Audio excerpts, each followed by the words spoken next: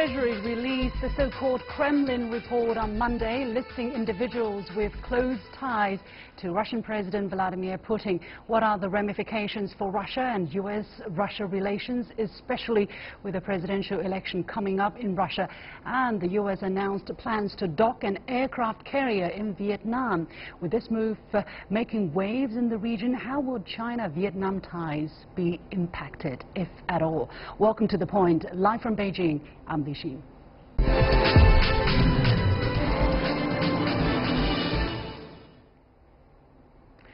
On Monday, the US Treasury Department released a much-anticipated report dubbed the Kremlin Report, listing officials and billionaires believed to be closely linked to Russian President Vladimir Putin. Those people listed include 114 senior political figures and 96 so-called oligarchs, altogether 220. Now, although the report is believed to name and shame the individuals on the list, the Trump administration has declined to impose any new sanctions against companies and foreign countries doing business with the blacklist Russian defense and intelligence entities. So with Russia's March 18 presidential election around the corner, what are the implications of this so-called Kremlin report? Joining me for the discussion today from London is Alexander Nekrasov, former Kremlin advisor, and from Washington, D.C., Douglas Smith, former Assistant Secretary at the US Department of Homeland Security. Gentlemen, welcome to the program. Mr. Nekrasov, let me come to you first. It is reported that this report has been causing consternation within the Russian political and business circles for months. How do you look at it? Is it legal? Is it productive? Is it going to be useful? Well, first of all, the Kremlin spokesman Dmitry Peskov, who, by the way, is in the list as well, who is included in this list, has already brushed aside this today, brushed aside this report, saying that it's not really a serious point for discussion, and that the Kremlin would be looking and studying it and thinking of countermeasures. Now, I personally feel that it is a very strange document, simply because why would it list people who are working in the Kremlin, for example, and list them as close to Putin? You know, his press spokesman, for example, the head of the Kremlin staff, the chief of Kremlin staff, Weiner, one of his aides, who was a close friend of mine, and I taught him a lot of things, Shogolev. I don't understand why these people are on the list, because it is like they just sort of plucked names out of the Kremlin administration list and some of the government officials. There's also the head of the FSB, the former KGB, also on this list. This just doesn't make sense. And also, as regards the oligarchs who are mentioned there, well, again, I don't really understand what the game is here, because yes, we know, of course, that they were close to the Kremlin. Any oligarch in any country are close to the government, because they won't be oligarchs otherwise. And my personal opinion on this list, that it is a sort of a provocation, putting pressure on the Russian side, and at the same time saying, well, it's not really a sanction list. We are just sort of pinpointing what is going on. Right, hold it there, Mr. Nekrasov, hold your second point. Let me come to Mr. Smith from Washington, D.C. Maybe he can answer some of the questions you just asked. For instance, Mr. Smith, why are these people's names listed on there? Basically, the entire Russian government and speakers from both houses of the Russian parliament are also enlisted. What's the rationale behind the selection of these particular people?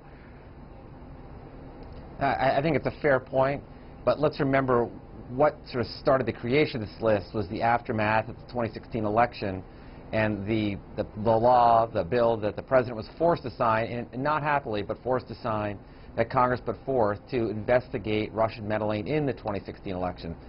So it would make sense that a lot of the inner circle of the Kremlin members were on there. It's more of a compilation of who the US State Department and the investigators believed was complicit in the meddling in the 2016 elections here in the United States. So I'm not that surprised to see a lot of those names on it. I do think my guest brings up some interesting questions on sort of what's the long game. It probably doesn't come at a particularly good time for President Trump, as the swirling of scandal around him with so much going on. You know, every time there's yet another link to Russia and the meddling in the Olympics, in the election, it does not help President Trump. So I'm sure he wasn't happy to wake up this morning and see that.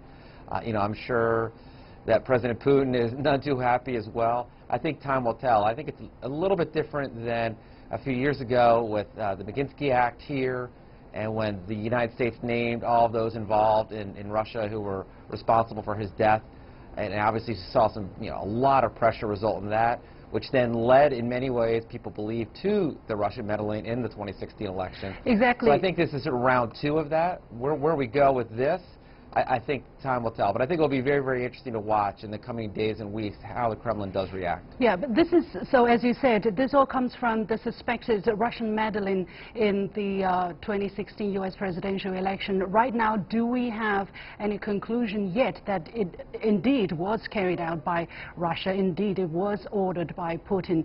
I think that the suspicion, of course, is there, but have we any concrete conclusion? This is one thing. And secondly, by publishing the entire list of all the possible suspects, is that going to help the situation? Mr. Smith. Well, I don't think anyone denies that Russia interfered with the election. That really isn't up for question. I think there's overwhelming evidence that they did. I think the bigger issue on the table here is, did the Trump campaign encourage it? Did the Trump campaign reach out to them and ask for their help in meddling the election? And that is what the special prosecutor, Mr. Mueller, is at the core of investigating right now. So I think that we sort of have to keep our eye on what the true core of the story is. There really is no dispute that Russia meddled. There is overwhelming evidence that has been released in the United States. What remains to be seen is how much of a role did the Trump campaign play in either directly asking for them to meddle or being aware of their meddling and doing nothing to stop it. Mr. Nekrasov, I'm sure the Russian side will say we didn't meddle, but how do you look at the situation? Do you also see it as, an extended list of suspects being put out there, although nothing is being done at the moment, but this is, naming and shaming people who you suspect that have done something wrong? Well, first of all, I don't agree with the point that there is evidence about Russian meddling, because I haven't seen any evidence. I don't know, maybe somewhere some evidence popped up. I haven't seen anything at all. Secondly, I'd like to say that a lot of this so-called evidence is based on this strange report compiled by a former British intelligence service officer who was based in Moscow in the 1992, 93, 94.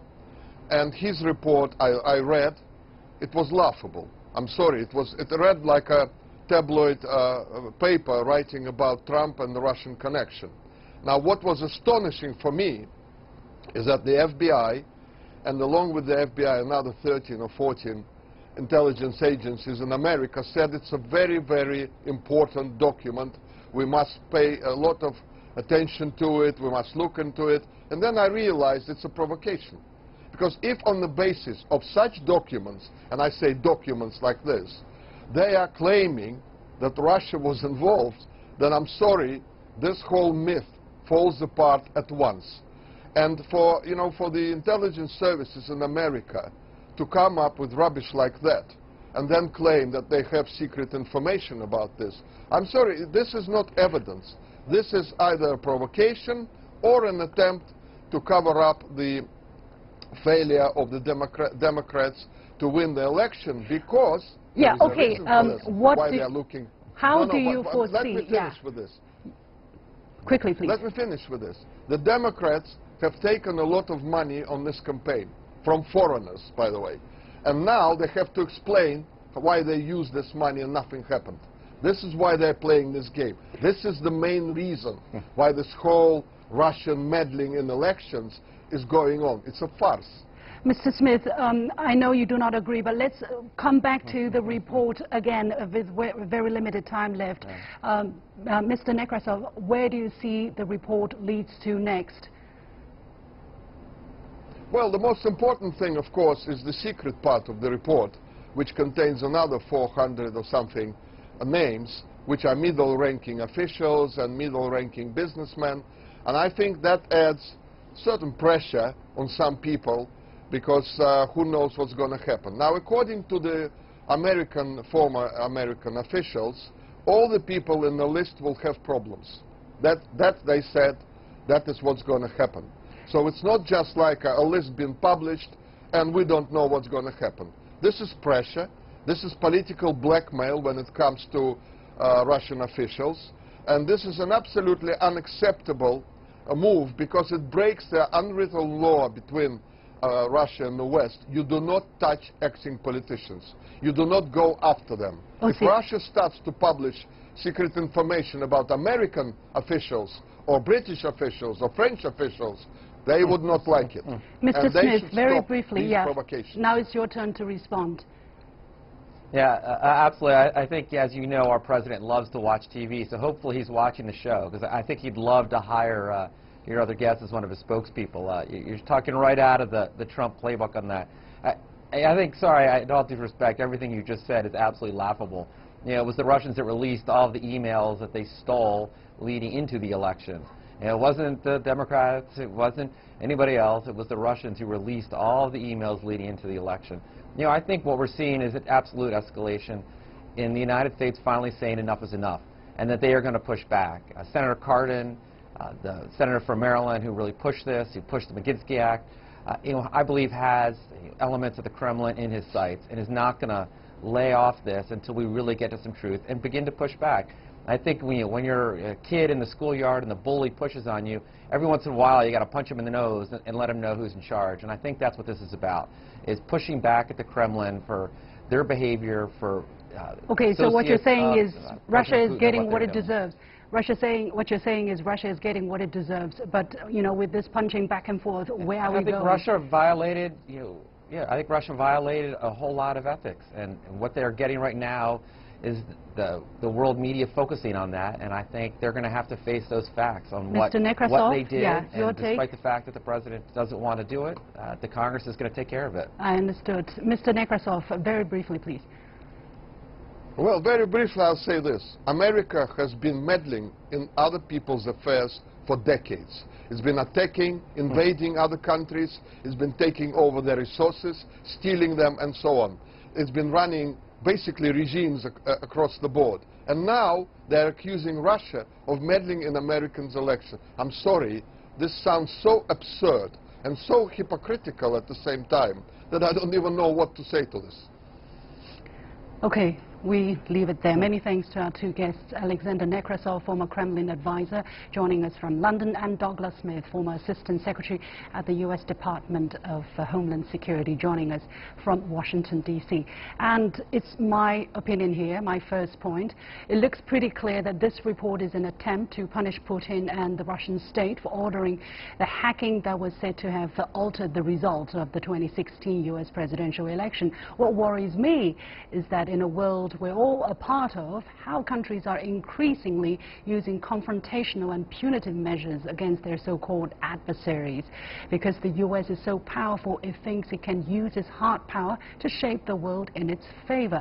It might get its way for now, but it will invite more defiance and countermeasures, further spiraling bilateral relations and the situation.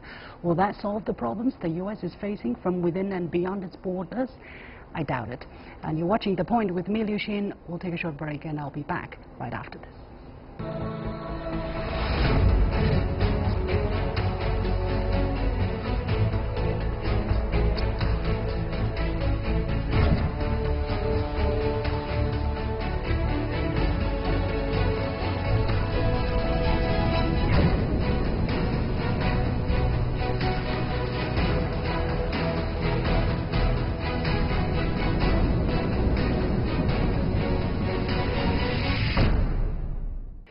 The United States announced plans to dock an aircraft carrier in Vietnam this March. Officials from both sides confirmed last Thursday. According to the proposal, the aircraft carrier will make a port call in Da Nang and would represent the largest presence of U.S. forces in the country since the Vietnam War ended in 1975. Is this move evidence of dramatically deepening military ties between the U.S. and Vietnam? Should China and other countries in the region be concerned? Joining me for the discussion in the Beijing studio is Professor Zhu Chenghu at the Defense Affairs Institute of the People's Liberation Army National Defense University, and joining us from the U.S., Professor Rockford White, Director of Maritime Studies at Tufts University's Fletcher School in Massachusetts. Welcome, gentlemen.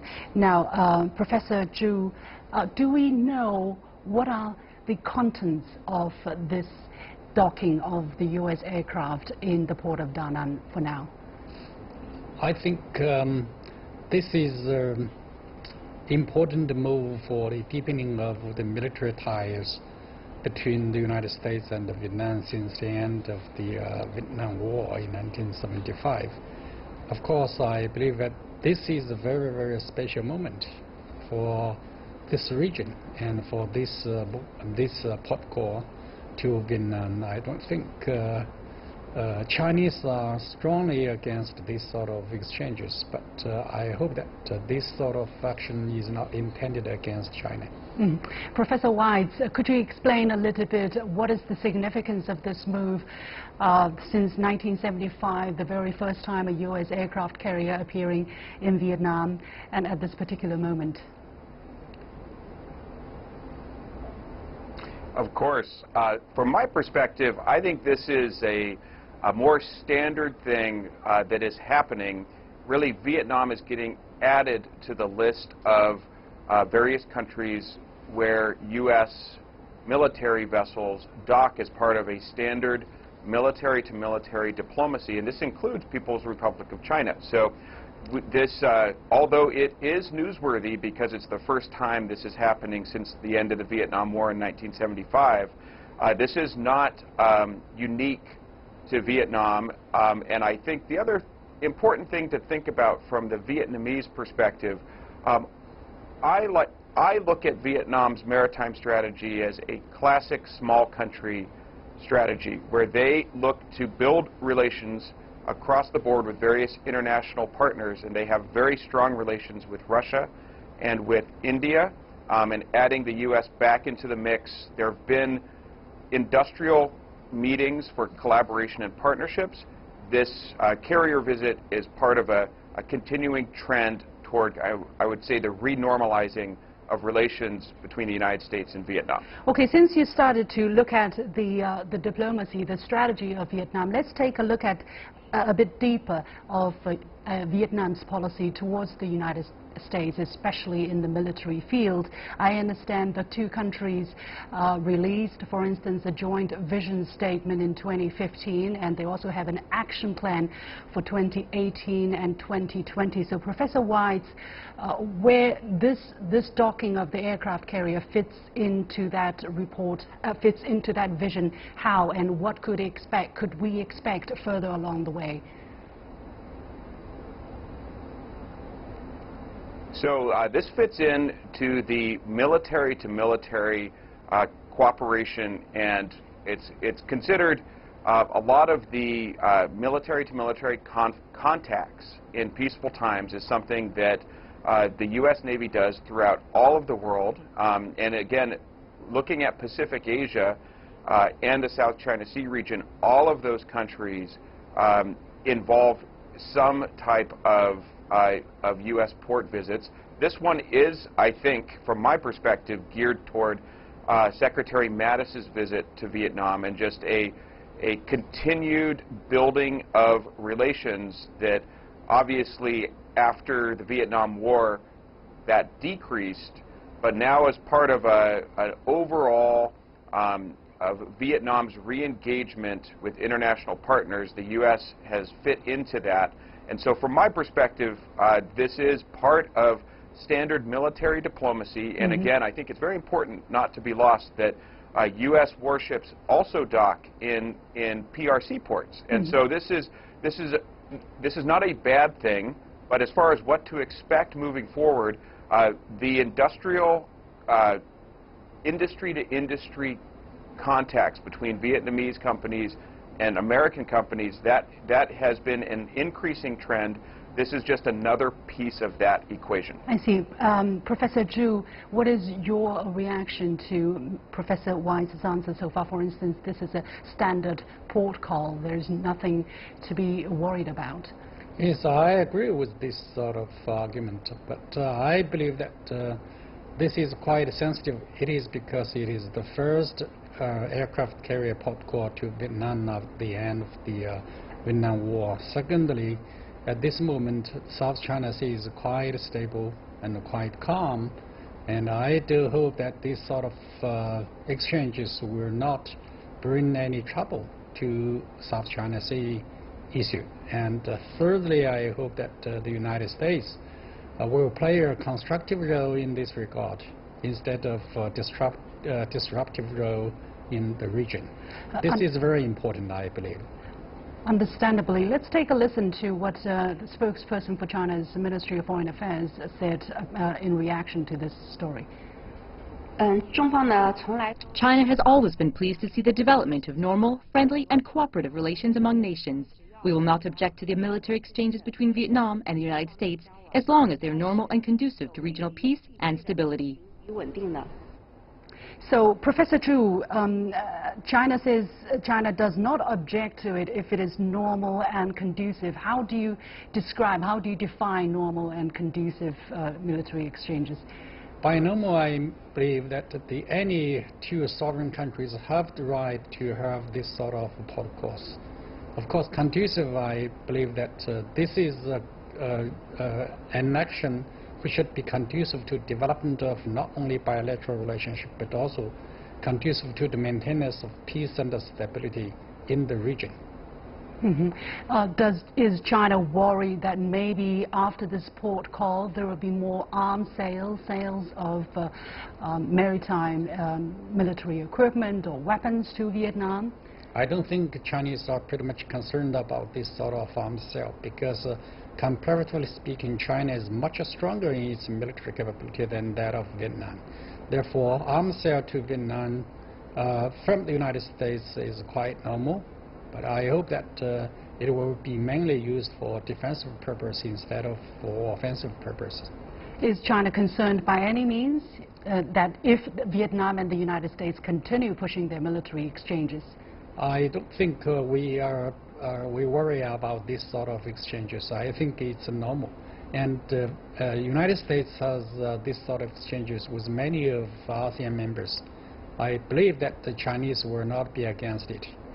Okay, Mr. White, what is the United States policy towards developing its relations with Vietnam? Is there a consensus as to what to do? And, you know, for instance, Vietnam is a socialist country.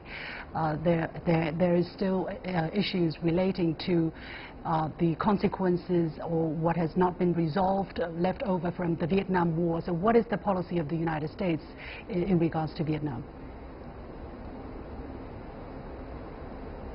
So I want to just mention I do agree with Professor Zhu's comments. I think that that this is standard practice. My hope as well is that it is continuing only to further peace and stability in the region. As far as the U.S. policy with regard to Vietnam, I think that that this is consistent with that exploration of further engagement. So the diplomatic relations are renewed. There's more and more industrial connections, company to company. From my understanding, there's a lot of potential investment, shared investment opportunities.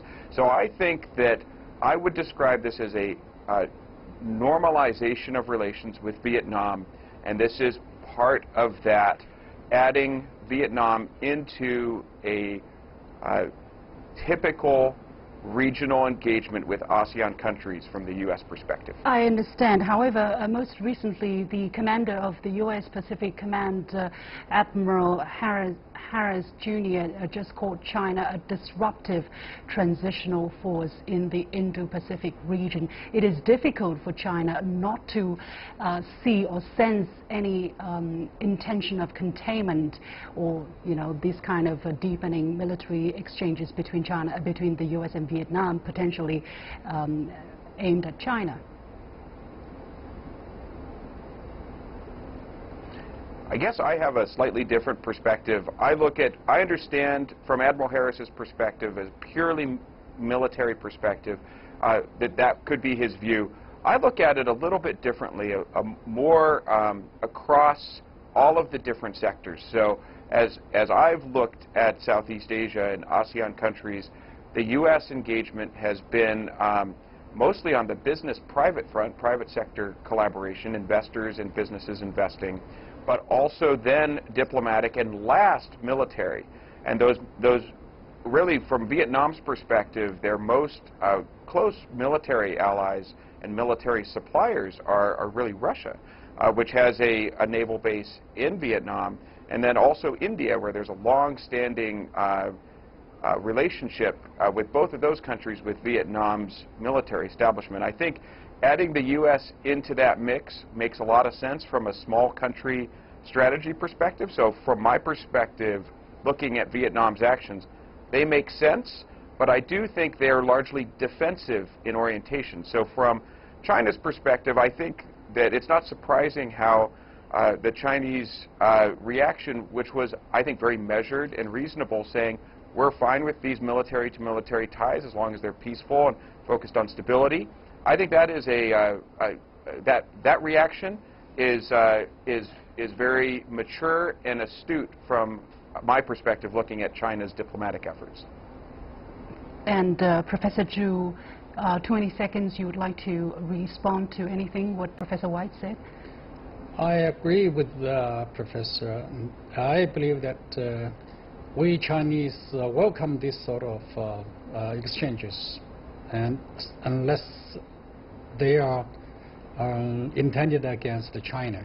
And I hope that the military actions of the U.S. military in this region will help to stabilize the situation in South China Sea instead of disrupt the existing stability and the peace. We'll wait and see. Many thanks to our two guests, Professor Zhu Chenghu from the Defense Affairs Institute of PLA National Defense University and Professor Rockford Wise, Director for the Fletcher Maritime Studies Program at Tufts University. And here's my last point. Although China has disputes with Vietnam over the South China Sea and maritime rights issues, the two countries have also been successful in resolving disputes through negotiations.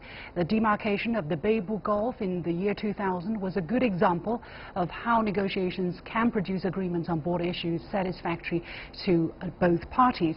Now, the two countries are also both communist in ideology, which gives them an additional reason to develop friendly ties economically. For 14 years, China has been Vietnam's largest trading partner, and Vietnam is China's largest trading partner within ASEAN. What Vietnam needs is sustained economic development without losing its independence, something China has good experience with and can share. I believe when China says it is not worried about normal and conducive military relations between the U.S. and Vietnam, it really means it. That's it for this edition of The Point. Thanks for joining us.